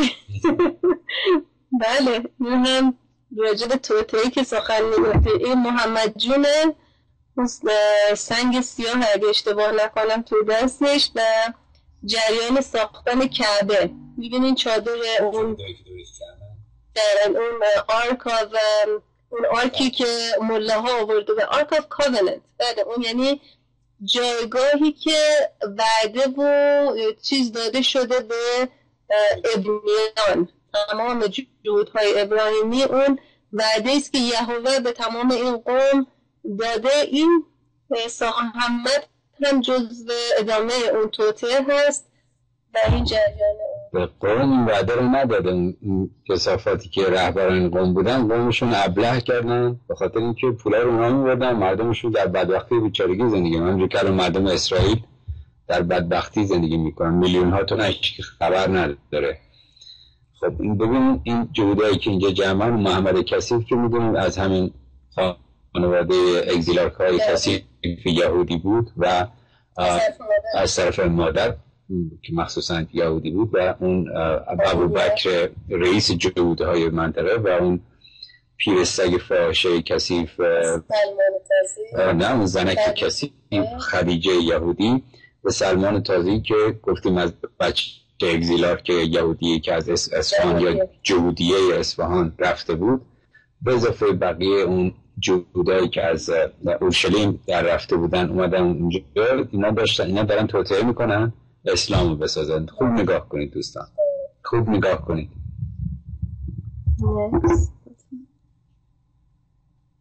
یادتون نره جریان چیه. این تصاویر از چه کتابی اومده؟ این از تصاویر از چه کتابی اومده؟ از کجا اومده؟ عمدتاً از اینترنت پیدا میکنه. اینترنت که از منابع اینترنتی. ولی موقعی که اونجا تو اینترنت اینا رو پیدا میکنید اینا همشون هم نقاشی کرده، در چه قرنی نقاشی شده، در چه کتابی یا در چه موزه نگهداری میشه هم ها هست. ما نه توانش و نه وقتش داریم که همه اینها رو یادداشت کنیم. این دروازه هایی که گفتیم همواره در بزنگاه های تاریخ به واسطه همین اگزیلارکا باز میشد و به این لشکریان متفاوت اینجا لشکر اسلام رو نشون میده که وارد دروازه های ایران شدن و حمله هایی که کردن رو نشون میده و این تاریخ ها رو ما همواره میگیم و بیشتر بازخواهیم کرد.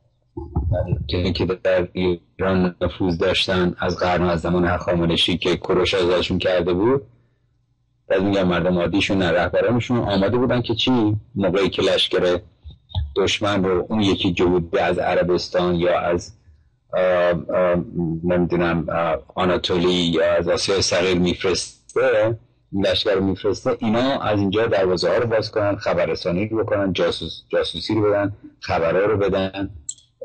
پیش از این که از این دارید پیشتر باز کردم که در منابع خودشون، در منابع تاریخی و ابن خلدون و جویش کرانیکلز و السابقین و جاهای مختلف یاقوتی، حمزه اصفهانی و اینها به ویژه جهودی اسلام در تمام شهرهایی که اینها زیاد بودن بهشون رهبرانشون گفتش که منتظر مسیحا مشیا باشید و این وعده هایی که میدادن زمانی که این لشکر عرب رو داخل ایران کردن در بازارگوش این مردمان بیچاره عبریشون به رقص و پایکوبی و رقص و آواز پرداختن و گفتن مسیحای ما اومد، حاکم جهود ما وارد شد. یعنی اونها خوب وارد بودن که مسیحای حاکم جهودشون هست و اینها همه در تاریخ ثبت شده،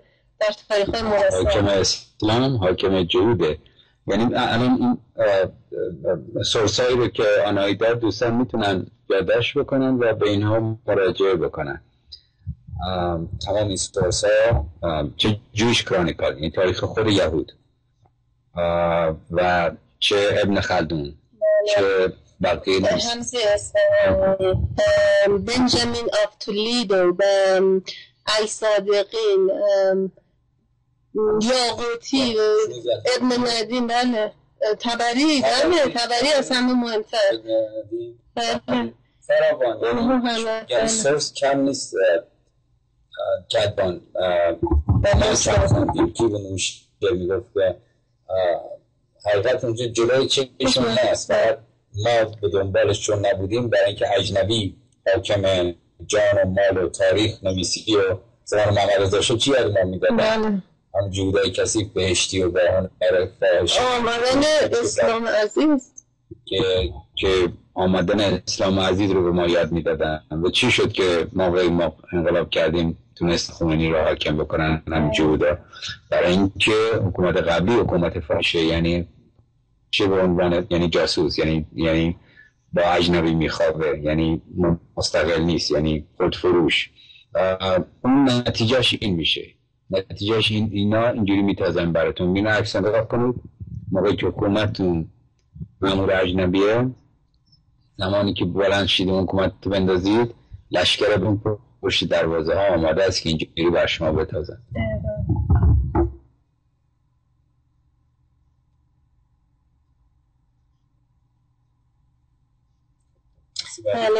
ولی این عکس دیگه گویا هست همون آرک آف کاوننت چیزی که در سالهای سال در بیابانهای سینا و جردن و کنعان و اینها سرگردون بود و کوچکتر بود حالا در مکه اومده بزرگتر شد گذاشتن به بزرگتری گذاشتن محمدی رو ساختن و دیگه بقیه رو خودتون میدونید.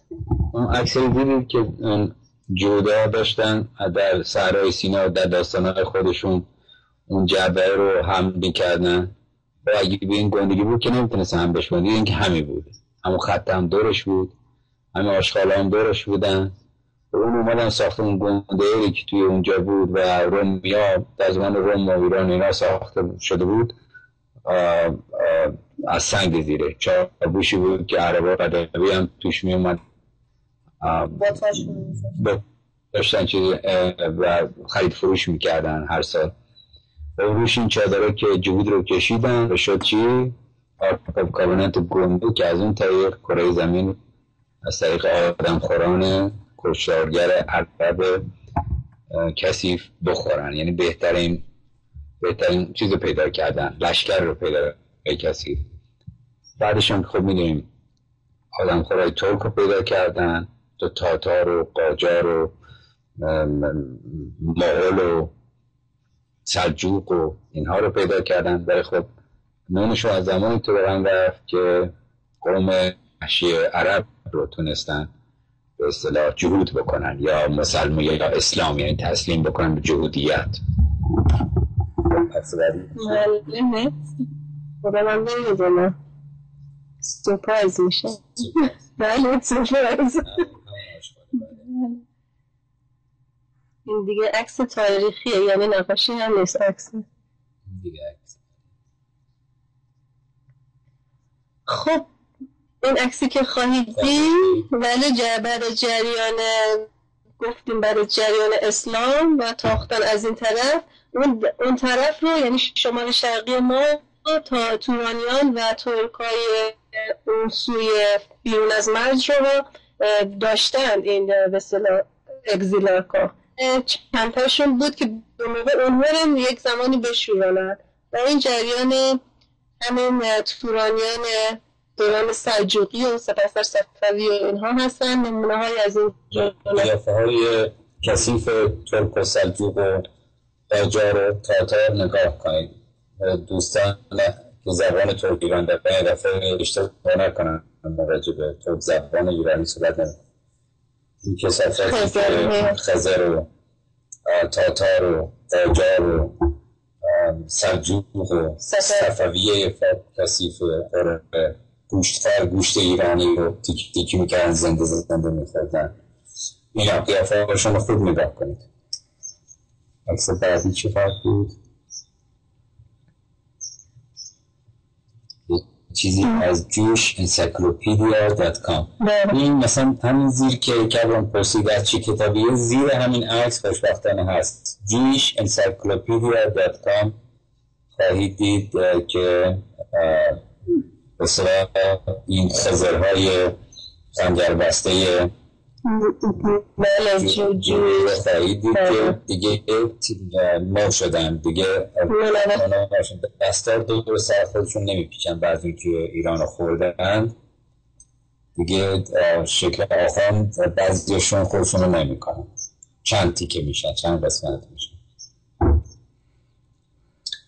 اینجا ولی اون کسته آخوند جهود آخوند رو خواهید دید. جهود آخوند خزری تاتاری، بالاش نوشته محمدیان پریست، پرژین محمدیان پریست، یعنی این ملا جدید هایی که ملغمه از ترک و تازی باشه رو بس برای ما این گونه درست کردند و در ایران گذاشتن. همون شعر ورجاوند فردوسی که زبان ما نطور کنه با تازی که نه ترک نه تازی سخن در دهان همچون وزیر رو.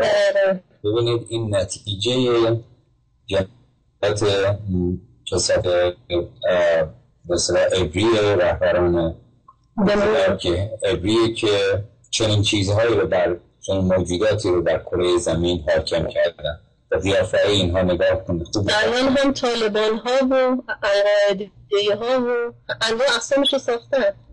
ملاهای ایرانی و مثل ایرانی که از کنم و آیتوله های کسی فارسی زبان و بله این همان ها هستن. کراواتی هاشون هم توی کانال خارجی کشور میبودی و اندیشه و میلانی و حقاق و میلانی و دوستخواه یه مش کثیف جهود پرسته یا نوکر جهود یا بهایی یا سید. این عکس بعدی چه خواهد؟ عکس بعدی اینها عثمانی های خزری هستن، یعنی هم آتمن امپایر هم این طرف داشتن هم اون طرف، هم صفویه رو داشتن هم عثمانی، اینها هم عثمانی های خزری هستن. در قیافه‌شون نگاه کنید، یکیش دستار آخوندی به سر داره، اون یکیش دستارش فرق، اون یکیش هم شکل قیافه کلاه ترک آدم‌خوار رو به سر گذاشتیم. انواع اقسام عثمانی رو می‌بینید. بله این هم پیش از این در چند برنامه نشون دادیم. این اون هیئت که با حسین بگ سفیر همون خزری تاتاری که در 1599 به ونیس ایتالیا میره و شروع رفتن یه سری منابع از این سو و سفرا و هیئت ها این هست. قالی های ایرانی رو پشت سر این کثافات تولستی ببینید دوستان. خب بعدی بله در تاریخمون گفتیم که این کرتجوها کسایی که استفاده از پول ایران و حمله که از طریق اسلام کردن و اسپانیا و از این طرف خزرها شرق اروپا رو خوردن، این یکی از کرتجوهایی هست، رواخارهایی هست که در دربارهای اروپایی به اسم اسرائیل جیکوبسون.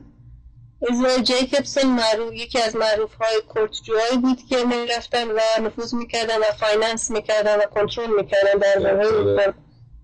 خط کثیف این موضوع رو نگاه کنید و بعد هم عکس کشتی‌های آدمخوری که به دست جودا افتاد، کشتی انگلیسی به دست جودا افتاد و دنیا رو از طریق همین کشتی‌های کثیف خوردن. بله. حمله به هند بود، بعد حمله بقیه نقاط جهان، برندر جهان، حمله به قاره آمریکا، آفریقا، همه جای دنیا رو از طریق کنترل کردن کشتی سازی انگلیس. اینجا دیگه شروع قرن 17 1603 و تاریخ رو برایشون یه دوره کرد، دوران جدید و سیره. درسته که اصلا فراموش نکنید فکر دیگه توتهی نیست، همه دیگه خواب رفتن دیگه. جوده هم شما رو ول کردن، آدم خوران ول کردن، عربان ول کردن، غرب و شرق و این برای اون بر سیستم آدم خوری در فکر نیست که ایران رو بخوره. دنبال آشغال‌های که اینها علم میکنن براتون تو کانال ها نیفتید که باز همین کشتی میاد از طریق اون به خواهر و برادر و پدر و مادر ما تجربه تو هم کشتی سوار میشن میان. حالا شکلش فرق میکنه، شکلش دیگه اینطوری نیست. بندر هرمز رو کردن بندر عباس و شکل کشتی هاشون با توپ و تانک و آهن و اینا چجوریه؟ همونایی که آقا رضا کمک خواسته ازشون، از مادر استرش کمک خواسته از اسرائیل. من منتظر دوباره این که اجنبی بیاد و به ایرانیان و ایران رو تجاوز کنه، چیزایی ما رو ببره، نفت و منابع ما رو ببره. هم امروز هم که داره میبره و اندازه کافیش مثل این که نمیبره، چون اینایی که سر پار گذاشته تو ایران بعضیشون لگد فرانی میکنن و نتیجه میخوان یه چیزی مثل عربستان سعودی و قطر کویت باشه که هیچ دردسری نباشه، مثل محمد رضا شاه بدبخت باشه که شروع نکنه، سرسپردگیش کامل باشه و هرچی که اونم آخر عمرش به اصطلاح پروی شدن. بعضیم که البته اینا رو بهش ختم میدن موقعی کسی قراره میبینن که جامعه در حال انفجار و انقلابه، رهبری که خودشون سرکار داشتن همون جودای پشتشن مثل اون فردوست کثیف، جاسوس کثیفی که از بچگی گذاشتن داشت، مثل اون قره‌باقی کثیف اسرائیل، مثل گفتیم صاحب سواک مثل اسکرولادی ها، صاحب سواک مثل ثابتی، اینا ختم اینا که میاد تو گوش این بدبخت و بیچاره وزوز میکنه، میگه موقعشی که مثلا نفت خودت به دست بگیر، پولش همش بیاد تو جیب خودت، نمیذاری میزنه، بعدش هم همونجا هم دیگه به قول معروف برای خودش داره میزنه. همه چیز از پشت برنامه ریزی میشه. ولی اگه شما استقلال خودتون رو به دست بگیرید مردمان رو نمیشه تو با توطئه مثلا این برای اون بر کرد. موقعی که جامعه به دموکراسی برسه، تعداد و آزادی بیان به جای باشه و آزادی فکر به جای باشه که همه هرچی تفکر وجود داره در اون جامعه بتونن با هم در چیزی که مشترکن، یعنی استقلال، یعنی استقلال ایران، یعنی عدالت اجتماعی، ولی با نظرات متفاوت، احزاب اینها متفاوت دارن، این رو اجنبی نمیتونه نفوذ کنه، نابش بکنه. موقعی که حکومت و دست اجنبی باشه، بله، برای آینده دوباره اینا در داخل هم حکومت برای 30 سال بعدش دوباره آلترناتیو در حال ساختن آلترناتیو هست. ولی موقعی که جامعه آزاد باشه اینا نمیتونن، مثلا اروپا میشه، مثلا انگلیس میشه که ایشا نمیتونی به کامل یک کشور دیگه بر اون حاکم بشه. البته از طریق سیستم سیستم بانکی اینا چرا الان بقیه کشورهای دیگه هم که خودم غرب نامیده میشن همه رو خود بردن زیر حکومت خودشون گرفتن. که با ما فکر میکنم نه بعد ادامه بده 2 ساعت من نزدیک داریم میشه ادامه برم. باشه بعد نه این بهتر تموم بشه چند همین در ادامه صحبت‌های شماست.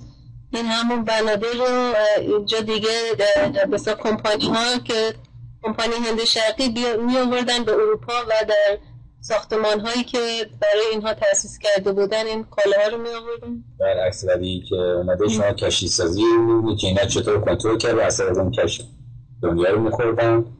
این هم باز از همون ویرهاوس هاشونه به ساختمان هایی که کالاها رو درش نگه می داشتن که بسیار عظیم بوده و در تمام کشورهای اروپایی کم کم در هلند و داچ و نمیدونم انگلیس و جاهای مختلف درست کرده بودن. این هم دیگه جهان خواری رو به کمال بود و مونوپولی کردن و this is the new world order که از زمان همون پدران سومری ریخته شد. ایگی گادز و 2500 سال پیش ایگی بیان ساز اون جریان بانک رباخواری و سیستم بانک جهانی رو برای برنامه جداگانه باز کردیم. دوستان رجوع کنن به این برنامه ها و همین سیستم رو میبینیم امروز به مونوپولی آخر خودش رسوندن. آدم خوری رو در کف اون که میخواد دنیا رو بخوره میبینیم، زیرش هم نوشته نیو ورلد اوردر، همون چیزی که به اصطلاح دیگه بعد از اون که آمریکا رو در دست خودشون گرفتن به اصطلاح به طور کامل مونوپولایز کردن از 1980 به طور کامل، یعنی قبلش هم درستشون ولی به طور کامل مونوپولایز کردن دیگه. اسمش گذاشتن نیو ورلد اوردر که از قدیم قرار بود این اسم بذارن و بعد به طور کامل قدرت رو به دست به اصطلاح صاحبان بانک‌ها و پول و صاحبان به اصطلاح اولیگارشی مالی دادن. به نتیجهش هم در از 30 سال دیدن در 2008 اقتصاد به طور کامل سقوط کرد. این سیستم آدمخوری به طور کامل سقوط کرد. شما هنوز فقط حسش نمی‌کنید چون دارن تریلیون ها دلار بدون پشتوانه چاپ میکنن فعلا به طور مسخرگی و دروغ، چیزی رو به نام اقتصاد دروغین سرپا نگه داشتن که به زودی سقوطش رو خواهید دید. همیهنان گرامی، خب بدرود تا فردا شب آدمخوران تلویزیونی کرد و ما در خدمت شما هستیم. بله بذار من فقط نکته کوچیکی رو خدمتتون عرض کنم چون بنا رو در مقدمه صحبتاشون راجع به این قارت آثار باستانی صحبت کردن. ما یک پتیشن داریم در www.tvparsi.com. این پتیشن من تقاضا میکنم که دوستان این برنامه رو میشنون حتما بدن امضا کنن و در ضمن چون این از کنترل ما خارجه امکان دستکاری توش هست. ما از کامنت داشتیم از چند از دوستان که اونا لایک یوتیوب ما رو کلیک کردن و تعداد بالا نرفته و همین مسئله میتونه در مورد این پتیشن ما هم ست بخونیم. من خواهش میکنم اگر دوستان امضا کردن یک ایمیل هم اگر ممکنه برای ما بفرستن اگر اسمشون ثبت نشد که اطلاع داشته باشیم که چی میگذره. عرضی ندارم دوستان تا فردا شب که برنامه آدمخوران تلویزیونی رو در ساعت 8 شروع خواهیم کرد. بدرود بر شما. بدرود کردم.